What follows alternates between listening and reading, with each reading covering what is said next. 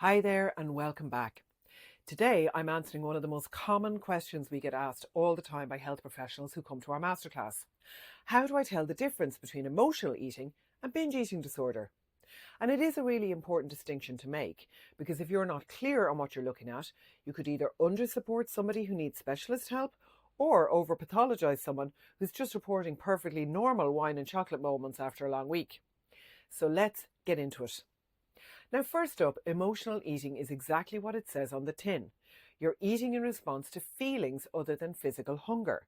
And to be honest, we all do this from time to time. A second or third slice of birthday cake when you're really not that hungry, a Friday night wine and crisps dinner, or completely overdoing it on the all-you-can-eat buffet, that's all totally normal. So when is emotional eating actually binge eating disorder? Well, binge eating is not just about overeating after a stressful day or week, or comfort eating after a fight with your partner. It's a clinical diagnosis of an eating disorder, and it has very specific criteria. 1. Eating very large amounts of food in a short space of time. 2. Feeling completely out of control during the episode. Clients will often describe this as an out-of-body experience. 3. Eating alone or in secret. 4. And binge eating episodes result in significant shame, guilt, disgust, anger and hatred of self, and that's a key differentiator between emotional eating and binge eating, along with the out-of-body experience. I am not having an out-of-body experience when I'm sitting on my sofa on a Saturday night eating crisps and drinking wine. And 5, it's happening regularly, at least weekly, for 3 months or more. So what drives binge eating? Well, usually it's a deep-rooted emotional distress, and that's often linked back to old trauma. Binge eating has become a way to self-soothe or numb from uncomfortable feelings, and it's usually something the person has been doing for years, often decades. Many of our clients are in their 40s, 50s, and even their 60s. Now, here's the crazy part. Most of the clients who actually meet the criteria for binge eating disorder have no idea that that's what they're struggling with. They just think they have no willpower.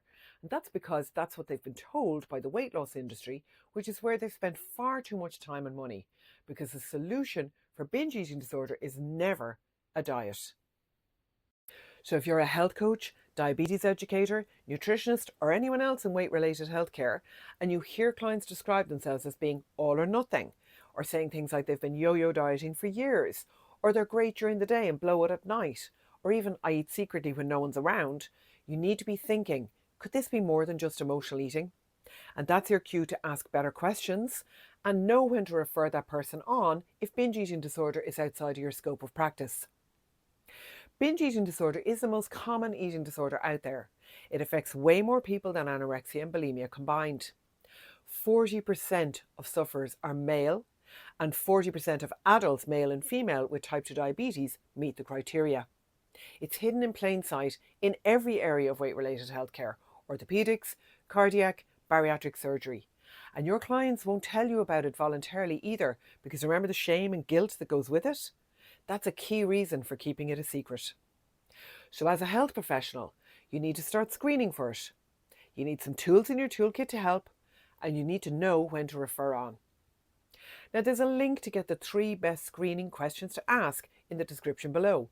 And asking for those questions will also add you to my mailing list. I send a weekly email with practical tips, tools and resources like this for health professionals to get more comfortable with emotional eating and binge eating disorder. And if you're interested in specialising in this area, that's what our training is for.